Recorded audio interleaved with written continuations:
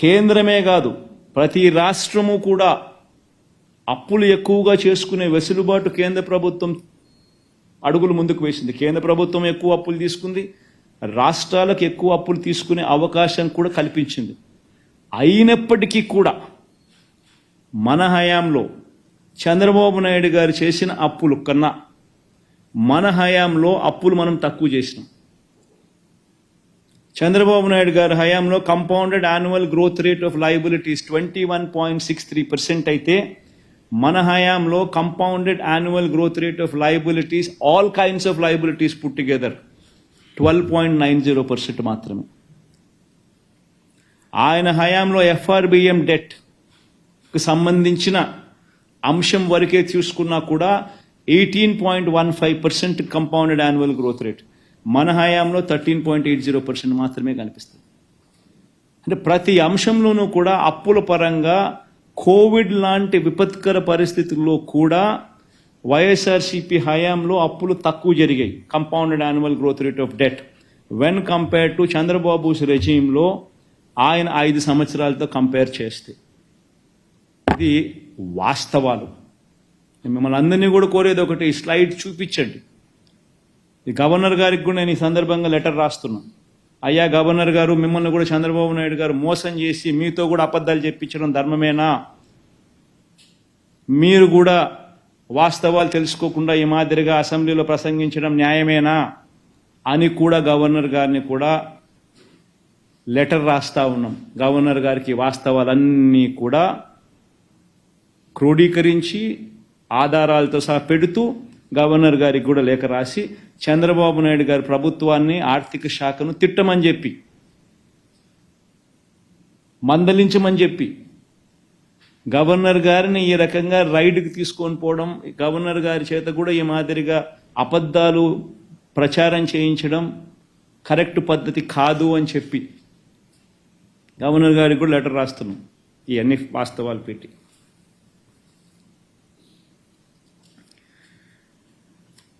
ఇవన్నీ కూడా ఎందుకు చెప్పాల్సి వస్తూ ఉందనంటే, కోవిడ్ లాంటి విపత్కర పరిస్థితుల్లో కూడా, ఇన్ఫ్యాక్ట్ మేము అధికారంలోకి వచ్చేసరికి 2019 మే 30న మేము అధికారంలోకి వచ్చేసరికి అప్పటిలో రాష్ట్ర ఖజానాలో కేవలం 100 కోట్ల రూపాయలు.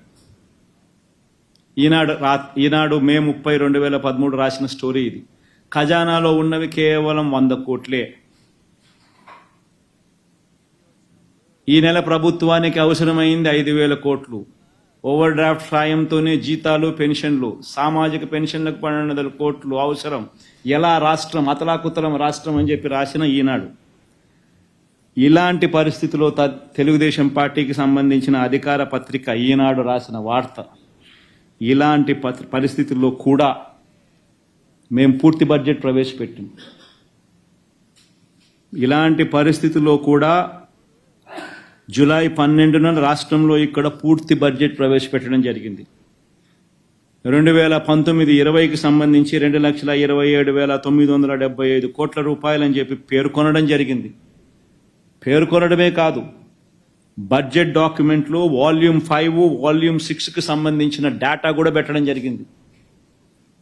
ఆ వాల్యూమ్ 5, వాల్యూమ్ 6లో రాష్ట్ర ప్రభుత్వానికి ఉన్న అప్పులు ఎంత, స్టేట్ గవర్నమెంట్ గ్యారంటీడ్ డెట్ ఎంత వంటి అంశాలను కూడా బడ్జెట్ డాక్యుమెంట్లో ప్రవేశపెడుతూ పూర్తి బడ్జెట్ ప్రవేశపెట్టడం జరిగింది. అలాంటి విపత్కర పరిస్థితుల్లో కూడా. అంతేకాదు, ప్రవేశపెట్టడమే కాదు, ప్రజలకు చెప్పిన ప్రతి పథకము కూడా, మేనిఫెస్టోలో చెప్పిన ప్రతి హామీని కూడా మొట్టమొదటిసారిగా ఏ నెలలో ఏ పథకం ఇస్తాము అని చెప్పి క్యాలెండర్ ఇచ్చి క్రమం తప్పకుండా 2,71,000 కోట్ల రూపాయలు డీబీటీ ద్వారా ప్రతి అర్హుడికి కులం చూడకుండా, మతం చూడకుండా, రాజకీయాలు చూడకుండా, పార్టీలు చూడకుండా, మరొకసారి చెప్తాను, పార్టీలు చూడకుండా డోర్ డెలివరీ చేశాం. మాకు ఓటు వేయని వారికి కూడా ఇంటికి వెళ్ళి తలుపు తట్టి మరీ డోర్ డెలివరీ చేశాం. ఏ నెల ఏ పథకం ఇస్తున్నామో ముందే చెప్పి బటన్ నొక్కి మరి మరి చంద్రబాబు నాయుడు ఏం చేస్తా ఉన్నాడు? ఆయన చేసేది ధర్మమేనా? ఆయన చేసేది న్యాయమేనా?